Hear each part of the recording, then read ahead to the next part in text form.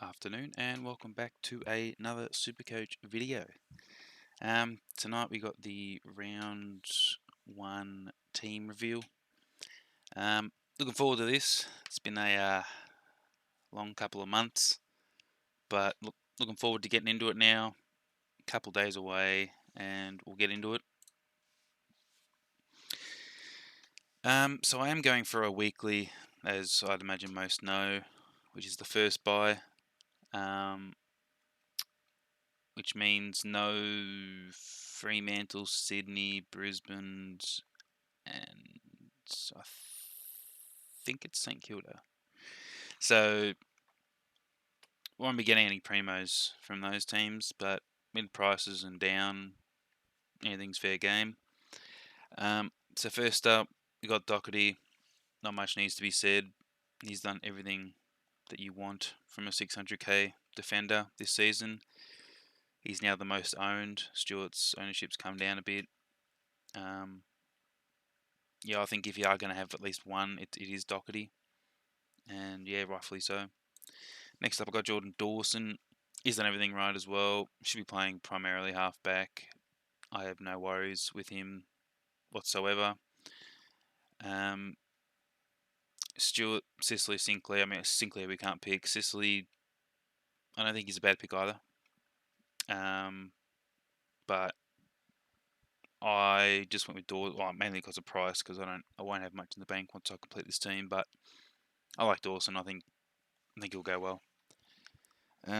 Next up, we have Nick Dacos. I know people got off him in the preseason game, but pre-preseason game, he was just blowing stuff out of the water. He was just having a laugh, really. And then he got tagged in the preseason game by Finn, which I must say is actually good coaching from Sam Mitchell. It's a pracky game. You practice what you're going to do in an actual game. And so I actually don't knock the performances probably as much as others. I don't have Ridley.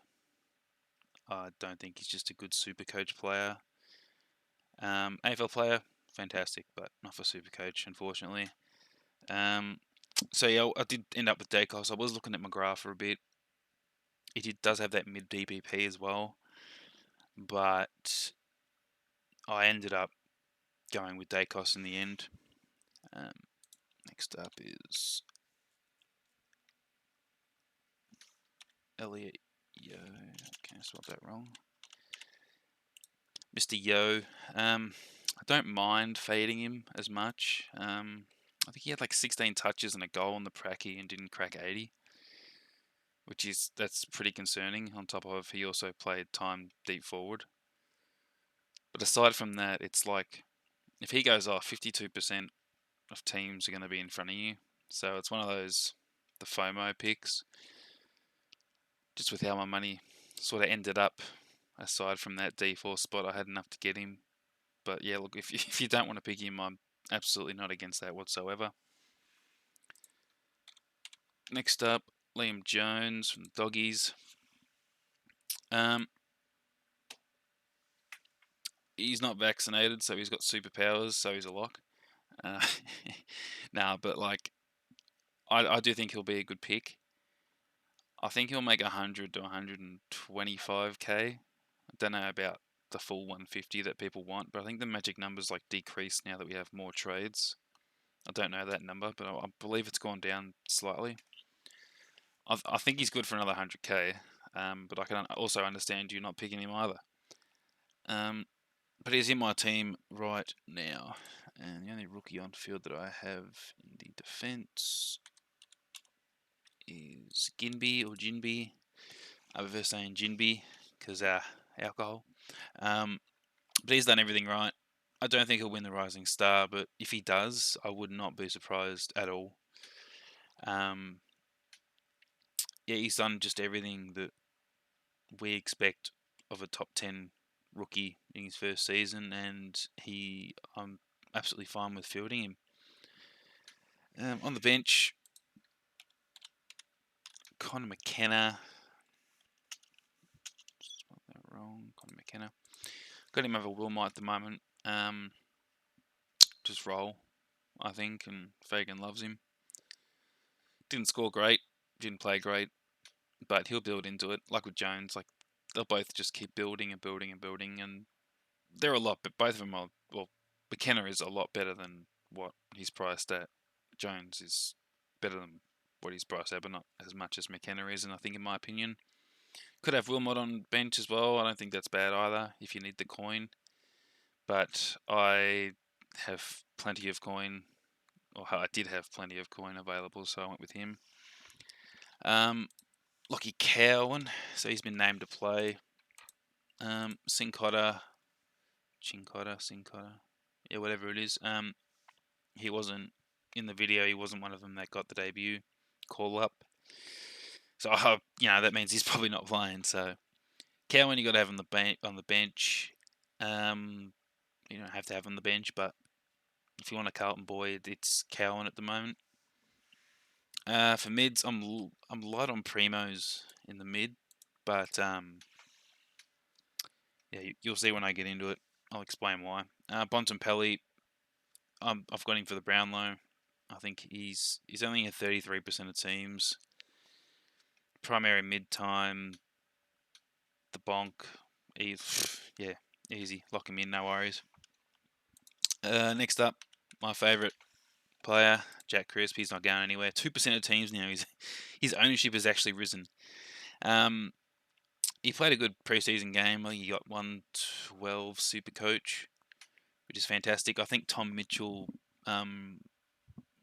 relieving both him and Dacos for that contested sort of quick flick out handballs is going to help both players. I don't have DeGoey, but I was actually considering him at one stage as well. So take away all morals, just purely footy AFL. DeGoey's not a bad option, but Crisp, he did everything that I wanted from this season. And yeah, he's my M2. Next up, start with the mid prices. I'm on Setterfield. So I had a quick look at a few different things. I'll go through them. One of them was Essendon are the second lowest contested side in the AFL. Setterfield loves a contested ball. Setterfield averaged 11% CBAs over the games that he played over in Carlton last season. The last two games he played, he got, I think it was like 74 and then 57 or something in the last two games. And he's got 87 and 97 and 86 or something, which is fantastic for his price. And when I went down and had a look at his scores and whatnot, he actually got subbed on in one game where the game was pretty much over, but he got subbed on and he only scored a 4. So he actually has a 4 in his system. So he's actually underpriced. And if he's getting 34, at the very least, right, in the worst world possible, Setterfield's getting 35% CBA time.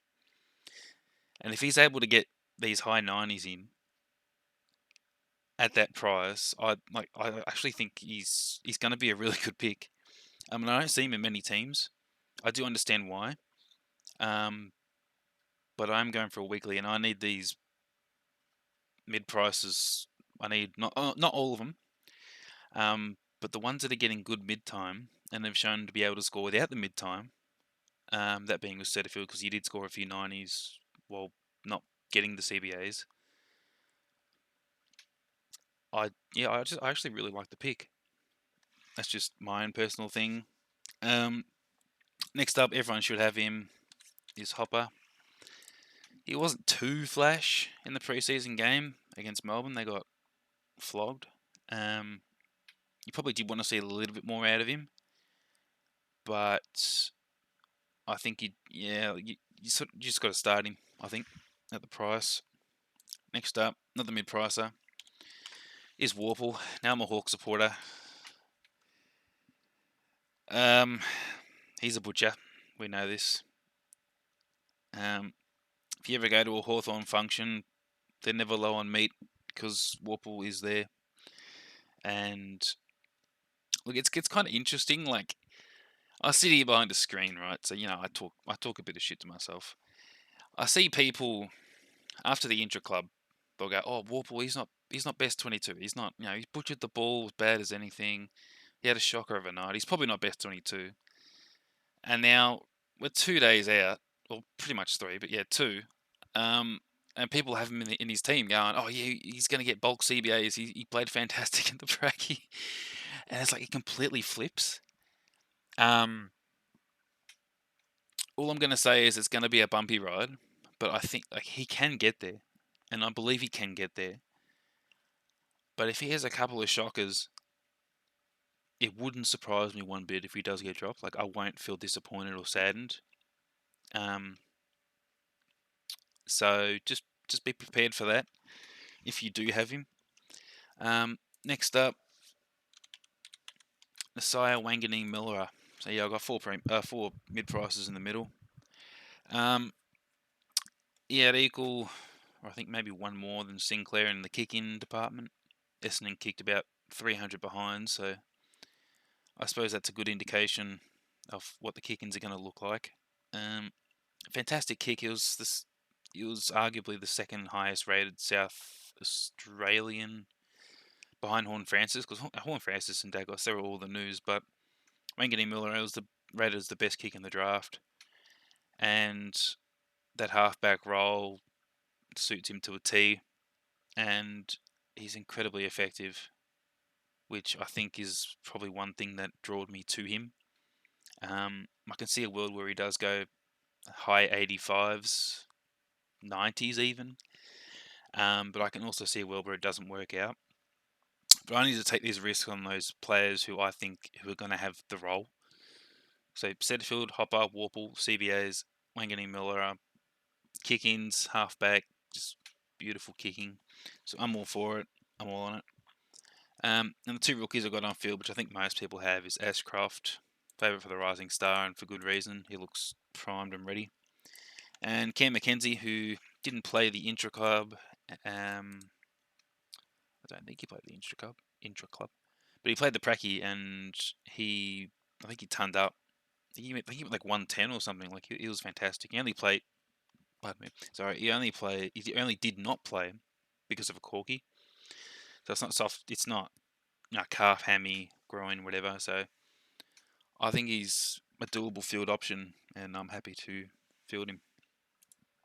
Next up, Will Phillips. Without checking, I think he got like 60% CBAs or something in the Pracky, but North Melbourne they were dog shit. There wasn't much doing, really. I think LDU had like 90 or 80% CBAs, and he only scored like 50. It was just abysmal on all fronts. So, I mean, if Phillips has the role, I'll definitely take it for 150k. He'll probably score a ton on my bench, but I think I'd rather keep him on the bench and have a ton on the bench than field him for like 330s and then 100. You know what I mean? Um, you just don't know what you're going to get from North, even though you have like a rough idea what you will get. Next up, we got Constable, halfback role. I don't know. I feel like he's probably like 1 or 2 games away from getting dropped, which is why I've got him on the bench and not on the field, because I would have had him on the field and taken Dacos out and would have shifted the money elsewhere. But I think I'm happy with him on the bench. If he ends up scoring hundreds or whatever, I can get him on the field. I got that DPP between Jinby and Constable. If they're both scoring tons, well, yeah, we'll see. I'll figure something out by then. But yeah, no, I don't mind the Constable pick. And Baker scored a ton on the weekend. In the Pracky. One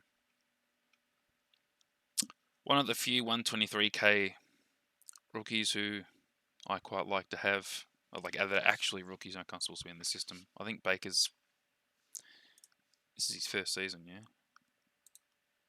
I take that back. All right, so he's been in the system for a while, but that wing roll's his.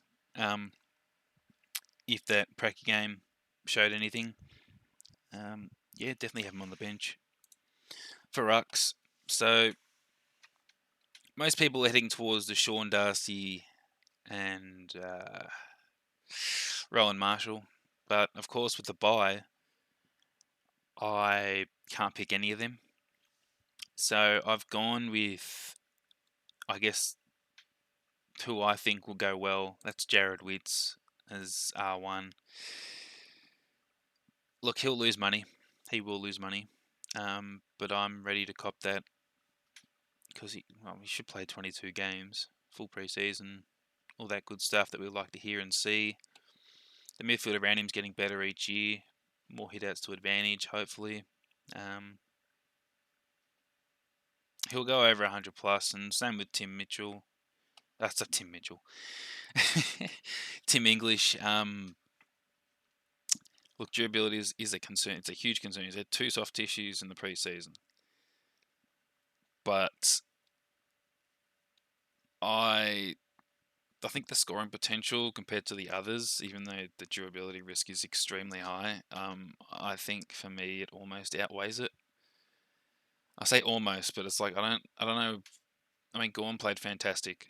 Do I trust him each week to do whatever? I mean, he did look good, and Grundy looked like he freed him up to roam around the ground. So I wouldn't surprise me if again Gorn is R1 come season end. Grundy I'd avoid. I didn't see what I wanted to see from him. He looked good early, but drifted off, and then the rest, it's like I can't pick some of these, and the rest, like what Blitzarves, probably not. And then Curvis, I don't mind. He did get monstered by Gaundy. Sean Darcy Cameron, is he even R1? Like probably not. Still in 19% of teams. That's interesting. Bruce? Yeah, nah. So it's not really much options, so I just went with them. I think I'll cop whatever they dish out, and I'll figure it out then. And I am running the loophole in Madden. Ideally, again, you get a player who's playing, but the only other option was, I mean, you got McAndrews, Samson Ryan, maybe, and Radaglia, but Radaglia's probably like he was out of my price range when I did everything else but the rucks, and the others, I don't know if they'll even make me 50k. So I think just grab the loophole and just rest easy, I guess. In the forward line, first up we got Cogs. He got subbed out or something, but his points per minute up till then was fantastic. I think it was just precaution. I think I'll have to double check that after this, but I like him. Don't mind Josh Kelly. Don't mind Tom Green. I don't mind half of the GWS players, but as history has told us many times, the fewer orange players that you have, the healthier your mind will be. So I originally did have Josh Kelly in for Setterfield, and took Dacos out as well for someone else. I can't remember, but I think just actually going through the players myself and what I expect at an absolute minimum in terms of role and all that stuff, I did shift Jelly out. If he averages 115, which is what I expect him to, yeah, pick him. And Cogs, I can't see him going any less than 105. I think he just gets better over the season now. You could argue that maybe they try and shift him out because Tom Green's showing up. Finn Callahan, even though he got no CBAs, his majority wing role, I think Kingsley said that he might be getting a little bit, like, here and there. So maybe Cogs is the other end of that where he loses some, but I think again, like, I can't pick Josh Dunkley because he's Brisbane. Can't pick Errol Goulden, Isaac Heaney. Can't pick them because they got the bye. So I'll cop whatever Cogs is cooking. Next up, Connor Rosie, main CBA guy over in Port. Yeah, not much else to say. You can fade if you want. Port haven't looked good this pre-season, and really anything, I did have Port moving up into the top 8. But, well, I mean, it's a long season, but if they are to make the top 8, then I'm hoping my 2 Port selections are the beneficiaries of them making it. Next up, Tim Taranto. I think he started slow, but then he got into it, and I think he had like a positive Supercoach to Dreamtime differential. I think it was like 125, 123 or something. He went pretty big, so I don't really like Taranto. I think, having too many butchers is no good, and I got Crisp, who he doesn't mind a hack kick forward. So, look, if I were playing fantasy, Taranto would be he'd be probably as much as a lock as Josh Dunkley. But in this format, in my opinion, the better format, it rewards clean players. Yeah, it doesn't really help Taranto, but look, I've got him. That's fine. Next up, first one of your mid prices, and my second Port player, Jason Horne-Francis. So he was, I think, the second or equal second most CBA getter at Port in the Pracky. Every session he's building into it. He has had an interrupted pre-season, but he'll get there. I hope. There's a stat somewhere I read, can't remember where, I forgot, but Supercoach players who are in the forward line who get a positional change to ideally halfback or bulk CBAs, like they're the best players to get. They have the highest strike rate. So I'm going to take the punt and Horne-Francis. I like, people don't like him, but I mean, as I say, you're playing Supercoach, not Karma Coach. You're not picking the kindest player possible. You're picking the players that will score the most on field. And they go, oh, yeah, this, that, and the other, but he did this, and it doesn't make a difference. Not to me, anyways. Those are the same people that skipped on Zorko when he had a 5-round average of 140. Horne-Francis won't do that, I wouldn't think, but I think he'll make 100k. I think, or I hope. So I do have him, say, over Butters. Just the CBAs are there for him. Next up, we got Tanner Bruhn. Good CBAs. I think it was 3rd or 4th most. That wasn't a ruckman. They seemed to want him in there, and he did everything right. Good two-way runner. I think he loves the tackle too, which is what we like to see. And yeah, Selwood gone, Bruhn in. You could argue, Dangerfield, he won't play every game. What's his name? Cameron. I don't even know. I can't even remember his name, bro. Mine's gone blank today. I've had a shocking day. I think it's Cameron, is it? Guthrie. Yeah, that's the one. I was trying to get Guthrie. Guthrie got a haircut, so he's done. Career's over. He'll probably get reduced CBAs as well. I can't see either of them playing every game. And Bruhn, it's him. It's his way to go. Next up, rookie on field. I do have Sheasel. So I had a look at the heat map. I can show you just here. It's from DFS Australia. Fantastic stuff from them. You get a pre-season fantasy. And then you pick whatever team. So North. Just go by Supercoach. You go to Sheasel. 21 disposals. Kicked a goal. Had a kick in, which is nice. Nearly 90% time on ground. The red bid here, which is at the bottom, is the forward 50. So he spent like majority time in the back. It's just when he's going to be forward, which is always a problem, especially when you're North. But I don't actually mind the pick at all. I think, look, he is expensive. He's going to be like a Rochelle. I don't know if he tons. Like maybe he does if he's gets that halfback role, and that's what I am going to sort of bank on. Even if it's like like what you're seeing in front of me, if it's like 70, 60, 70%, if he's playing in the defensive half, I'll take that. Absolutely. But again, they could turn around and just destroy me, and he plays like 90% forward one day, doesn't kick a goal, has 8 disposals. But look, I'll take the punt on it. Next up, we have Toby McLean. So he hasn't impressed me, really. Playing that, I think it's like a wing half forward role. Check that also while I'm here. Toby McLean.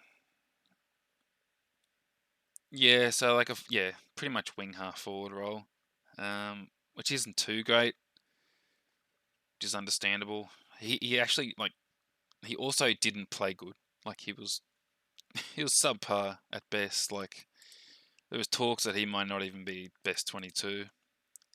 We'll find out later. If he's not, I'll figure something out. If he is, well, I'll probably go him. The other option, my last pick is Fergus Green. So the other option instead of McLean would be a Davey. It's something about your small. I think he's a small forward.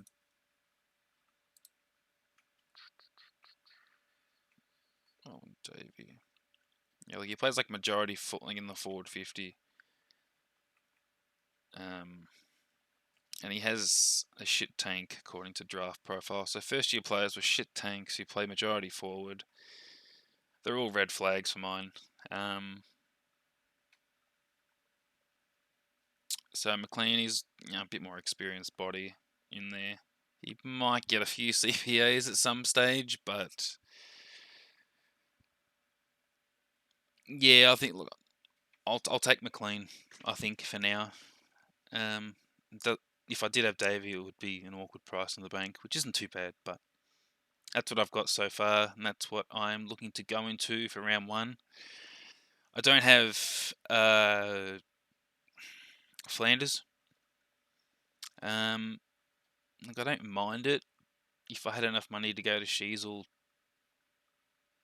well, actually I could go Sheasel and McLean, just doing the quick math in my head, to Flanders and Davey. That is also an option, but I need that role. I just need it. But no one's probably been hyped up as much as Flanders. For good reason. He broke his PB, all that fun stuff that we love to hear. But he's not currently in my side.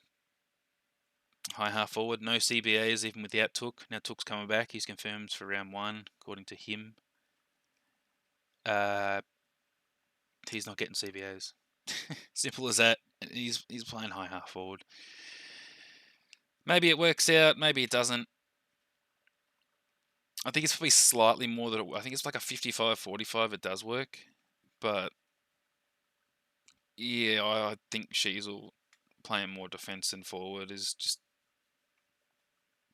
more juicy to me and how I see it all. So that is the team. 3,500 in the bank.